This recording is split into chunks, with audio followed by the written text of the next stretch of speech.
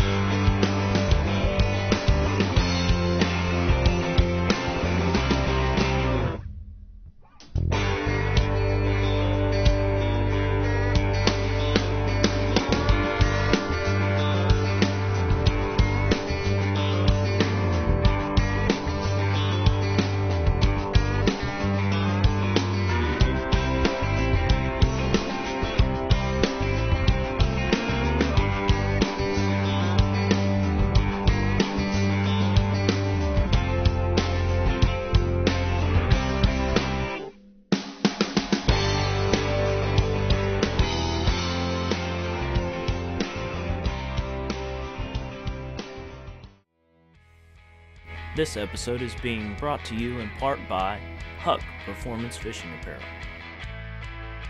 Twister Knot, Rifle Your Arrow, and by Carbo Mask. Hey, glad you could join us again for this episode. Yeah, this episode's really all in Jay's lap, but he was certainly fortunate enough last fall to kill two really nice bucks, one in Ohio and West Virginia. Yeah, I can't express enough how I was blessed this past season with some nice deer. And you know, Steve, I done both of those hunts solo. So, you know, I'm going to have some oops in the video, which you'll see later. Also, Steve, we didn't just end up with my two deer. No, we did brave the extreme cold that first evening of Ohio muzzleloading season. But we was able to get a couple does knocked down and survive the cold anyway. Yeah, and then it was that tedious task of field dressing and getting them cut up for the freezer in single-digit temperatures. Well, thanks to the gut gloves, though, they made a big difference. Yeah, they did.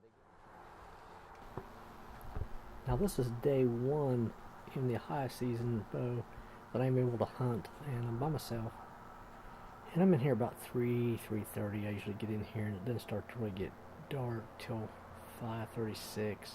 And I see some nice deer coming in early, and then I get this 8-point comes through that I've seen on camera that my cameraman's been wanting to get a shot at, and he's come with me a couple times, and nothing ever shows up. Now I can't get rid of him.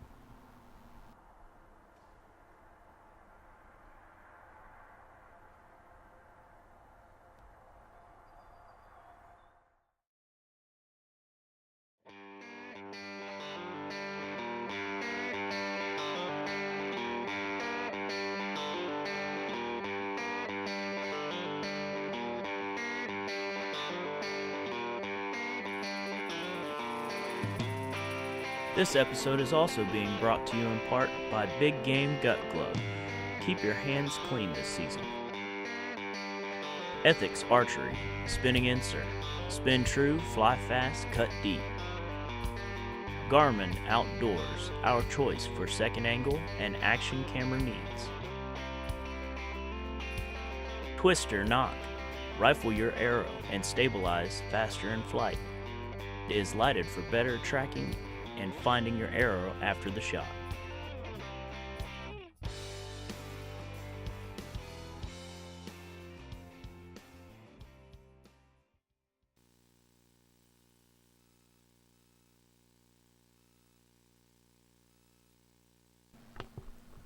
And it's funny because he just stays right here. This is getting down to the last 30 minutes of dark, and him and another buck stay in the field. And he's a nice buck. He's just not what I'm after.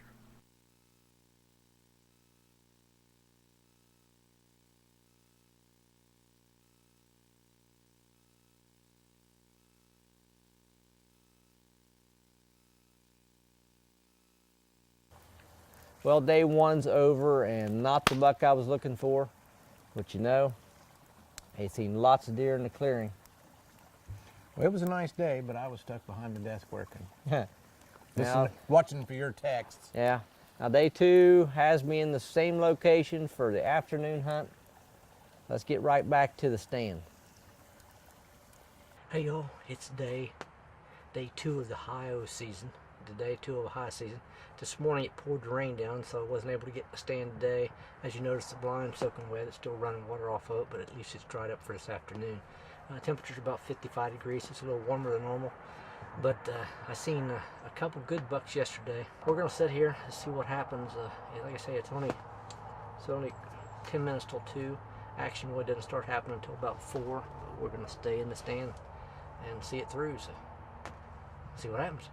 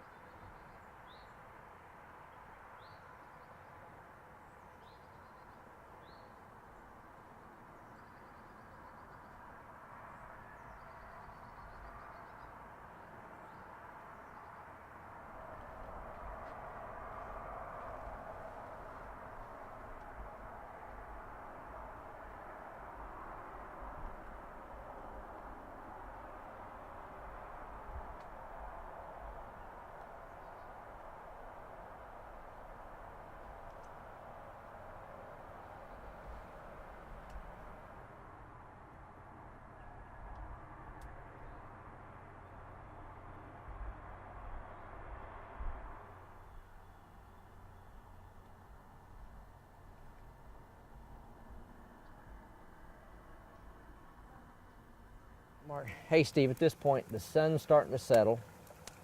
Everything's looking really good. It's starting to get cold. Weather's starting to change.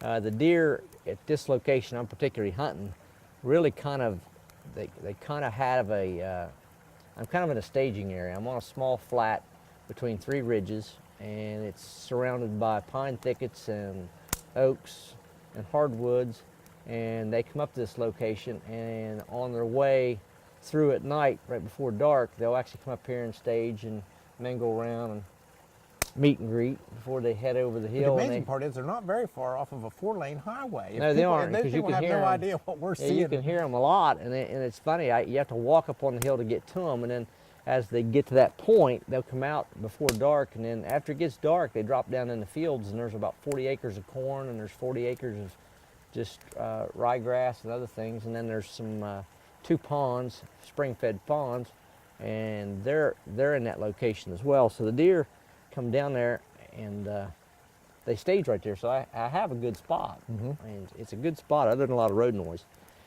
I'm just looking for one buck in particular, though. I kind of nicknamed him Titus, but I haven't seen him. It's been 4 days since I pulled the cameras, and I checked him, and the first day he wasn't there, and this is the second day. So we're on day 2 of the stand location. So I'm hoping that I get to see him.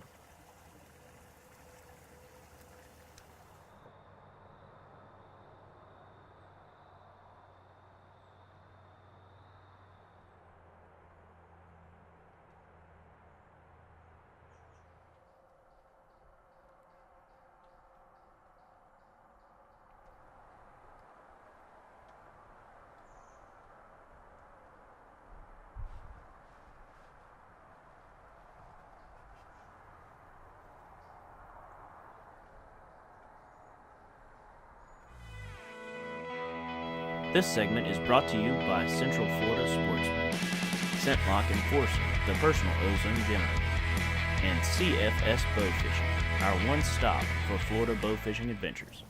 Now that I have about 45 minutes of light left, Steve, I'm hoping old Titus shows up, and guess what?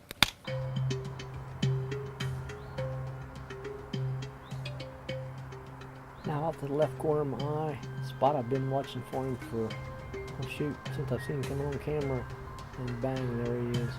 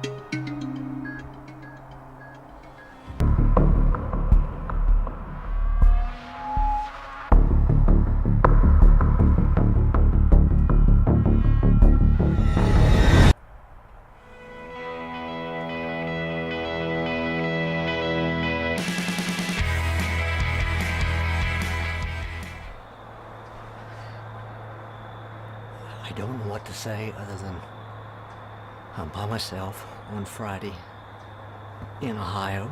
It's 6:30 p.m. and I'm excited.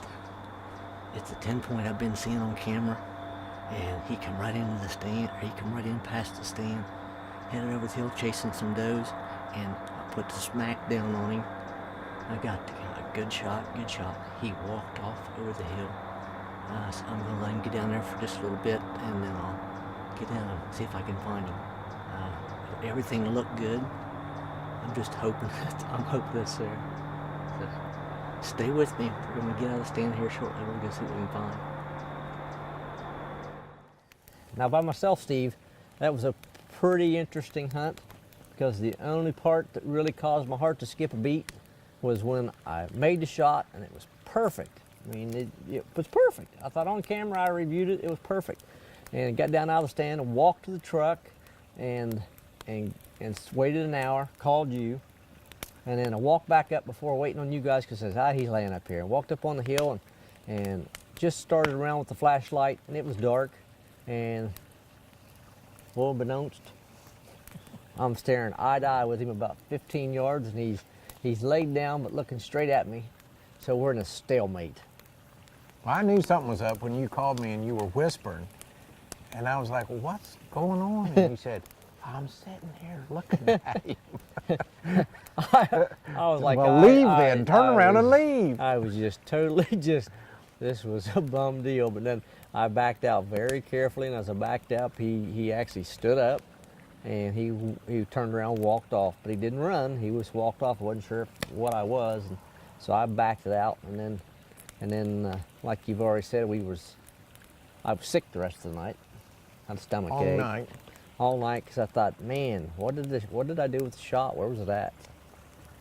So it made it a pretty rough night. But the next day, we were up the crack of dawn, and we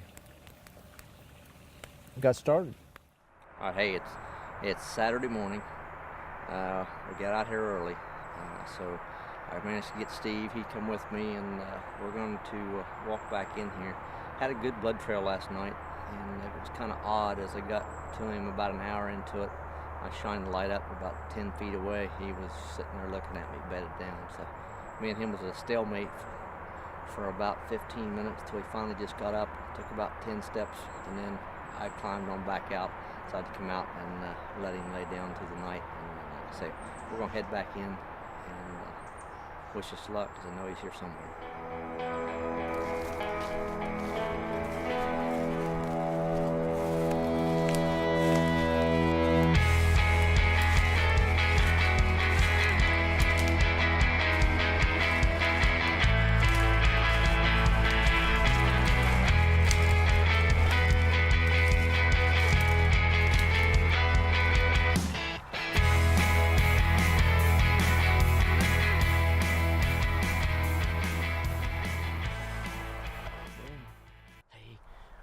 We finally found him. We came in about daylight this morning. We've walked approximately 300 yards and found a blood trail all the way to him. He finally died here in a bunch of brush, and so we were able to retrieve him. We're going to get him cleaned up here and get him headed out. I'm tickled. It's my first biggest deer in Ohio I've ever killed. He's not heavy mass. He's not massive like some I've seen.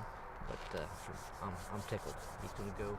Hey, well, hey, now the processing starts. Well, one down, and he was an old one. Yes, he was. And you know, I had him aged when we took him to the processor, and they guesstimated him at 6 or 7 years old. So he was on the downhill side. And the other thing is, do you have any idea what he weighed?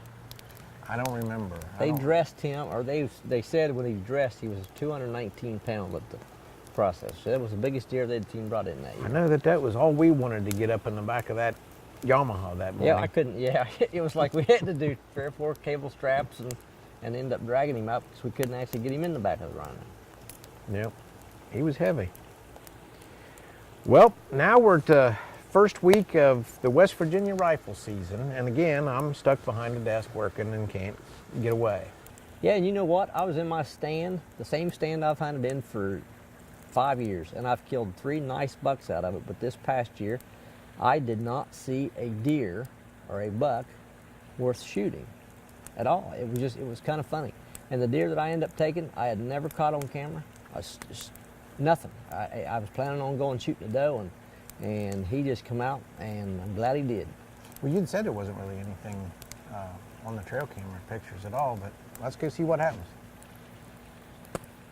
Hey, it's the first day of gun season in West Virginia. It's November 21st. It's about 3:28 in the afternoon. Just got in here this afternoon. I'm about 10 foot up in a ground stand out in 4 fields and overlooking the wood edge. It's where I usually do some good here. I'm hunting by myself this evening. We're going to hopefully be taking some meat this evening. I'm hopefully be able to get a doe. We got to get one in the freezer before it starts to get cold. And so hopefully we can get that done. If we can get a buck in here, we'll be watching after that too. But today is meat day, so let's see if we can get it done.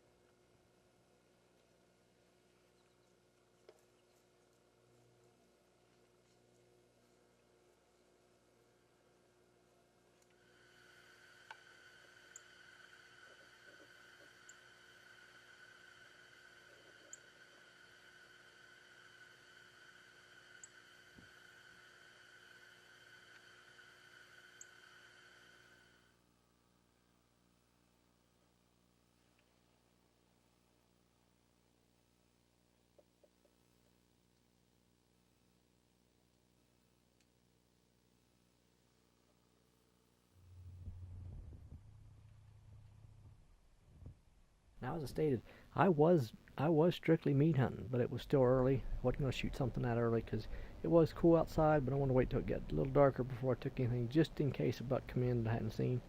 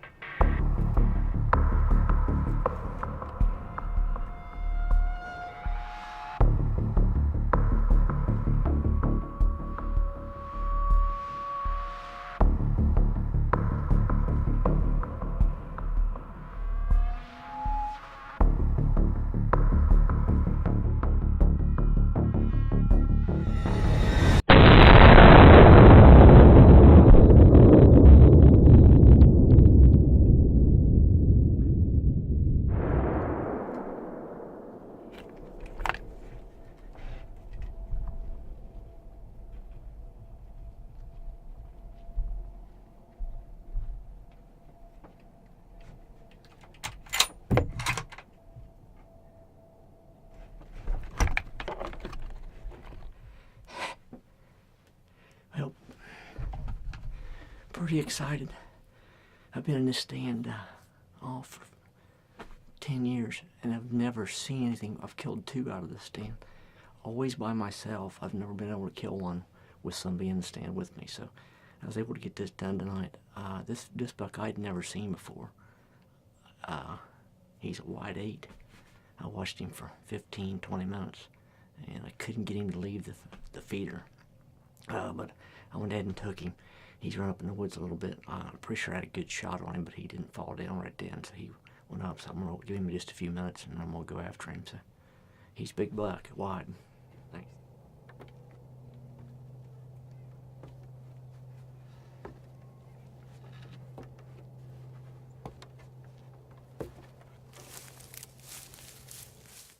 Well, once again, I'm stuck behind the desk and you're out hunting. Then you managed to wake up from your afternoon nap and peer out the window of the blind, and there stands a beautiful, beautiful 8-point. Like I said, one that I had never seen before, and you know he ended up being 21.5 inches wide. Well, I know when you called me and I couldn't figure out, it was what, 4:30, 4:45? You couldn't have been in the blind all that long, and it was early in the day, really. And you called and said, I'm sitting here looking at a 21-inch 8-point. And I'm like, well, why are you looking at him? Yeah, and you know what made me more depressed at the time is as soon as I got done, my camera battery went dead. And I didn't realize it, but did the recovery, took care of all that stuff, and got back to the house to check the footage, and didn't have any of it. Well, I guess you didn't get it then. No proof. But I got pictures, and I got it mounted, so I'm gonna have that too. So All it's right. pretty close. All right.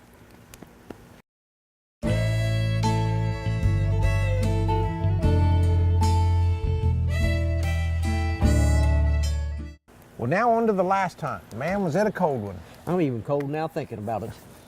Not Yeah. that cold. It wa- it was cold. It was cold enough that the buddy heater really made it nice and toasty warm. Yeah. Well, we're back in Ohio on the late muzzleloader season, which is the first week in January. Mm-hmm. So it was well below freezing. I don't know. It was probably single digits that day, and the wind was blowing, and it was cold. But them deer were on their feet, and they were feeding.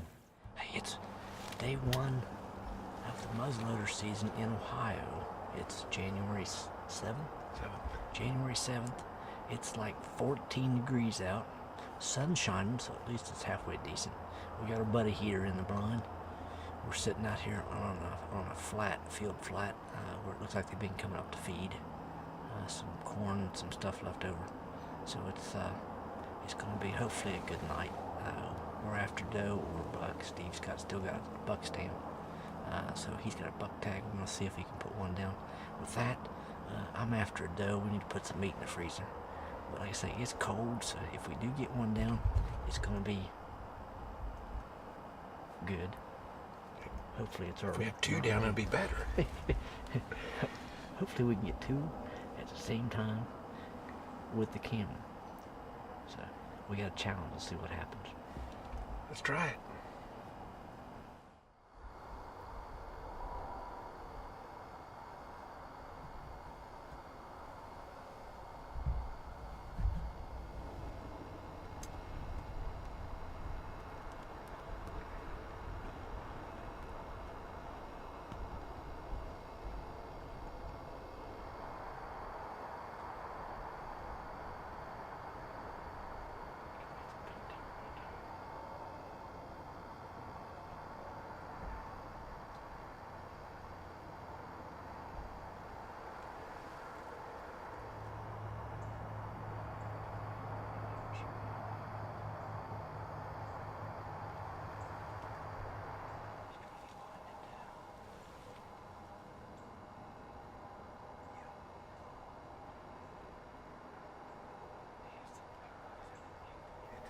As we said, it's really cold. This is January, and we're meat hunting in Ohio, and it's single-digit temperatures. We're in a ground line on a 5-foot pedestal. It's just a double bull matrix wide blind. So to get a camera guy in there, 2 guys with muzzleloaders, makes it a little cramped. And then lump hold. I don't get the camera turned around where we want it.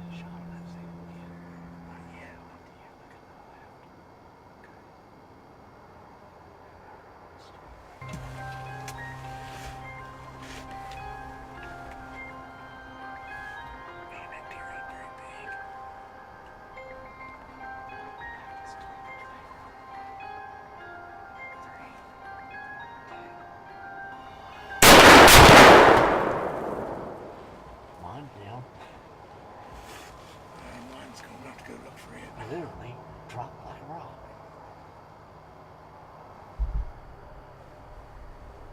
Smoke poles in action.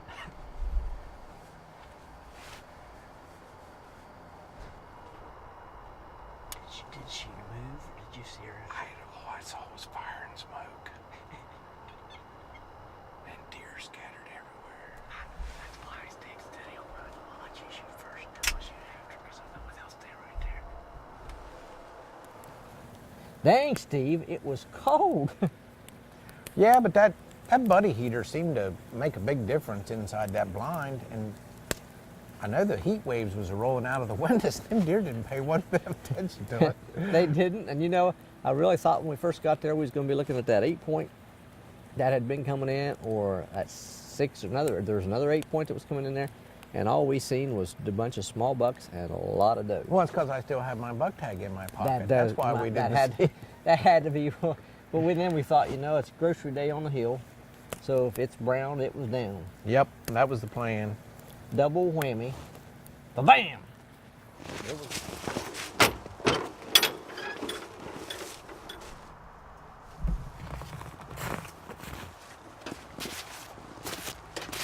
Wow, these big game gut gloves work really well. Right, we put the smack down on 2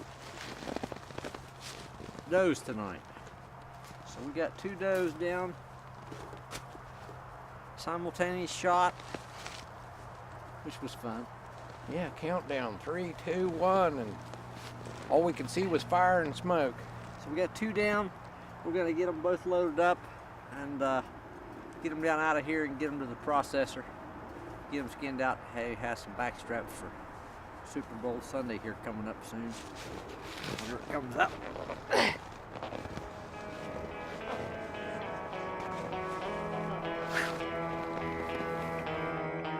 Hey, the rest of the 2017 season is going to be having a great time. We've got bear on the ground, we got turkeys on the ground, we got deer on the ground.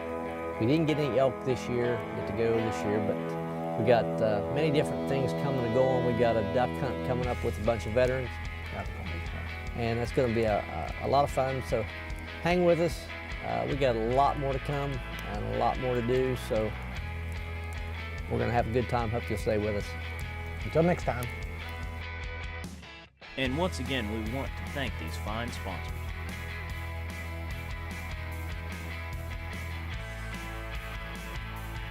Hey, on behalf of the Decisions Outdoors crew, I want to say thank you for watching. We strive to first and foremost always have fun and enjoy the outdoors. You can follow us on Facebook, Twitter, and our website. We have many more episodes to show you and have many more adventures to come. So we hope you will travel with us for what we call here the hereafter, because every adventure has something we're hereafter. So until next time, in the woods, on the water, and everything in between. What you want to do?